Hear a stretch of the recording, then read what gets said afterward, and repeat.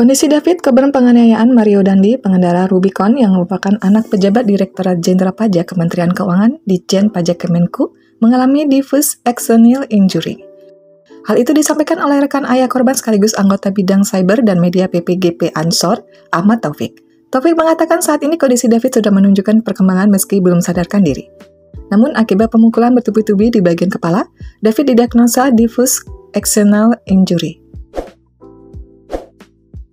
Diffuse axonal injury atau DAI biasanya disebabkan oleh trauma berat di bagian kepala yang terjadi karena benturan keras saat kecelakaan.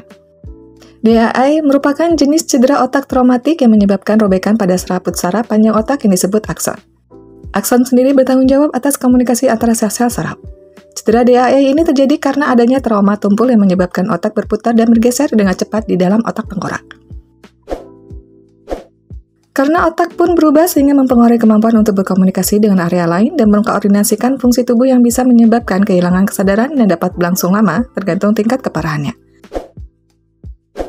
DAI berisiko memicu masalah neurologis serta koma, gangguan panjang, atau bahkan menyebabkan kematian.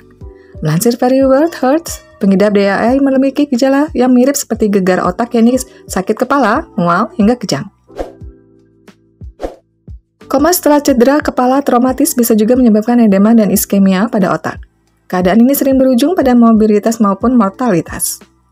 Berdasar lama kondisi koma pada pasien, DAI dibagi menjadi 3 kategori, kelas 1 ringan, kelas 2 sedang, kelas 3 berat.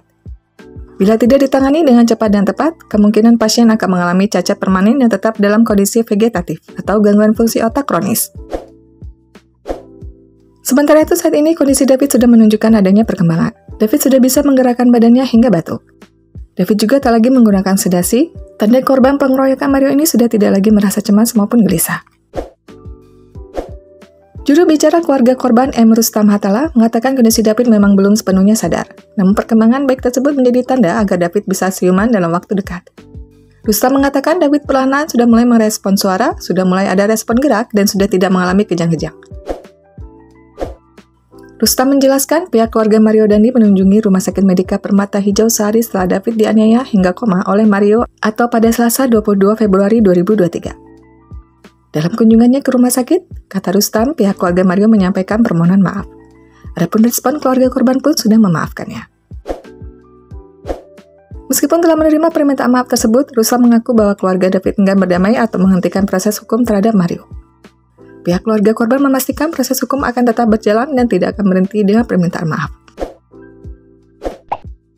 Semoga kondisi David segera membaik dan kasus kekerasan ini bisa segera diselesaikan. Demikian pembahasan kali ini, semoga informasi ini bermanfaat. Bila ada yang ingin disampaikan, bisa tulis di kolom komentar.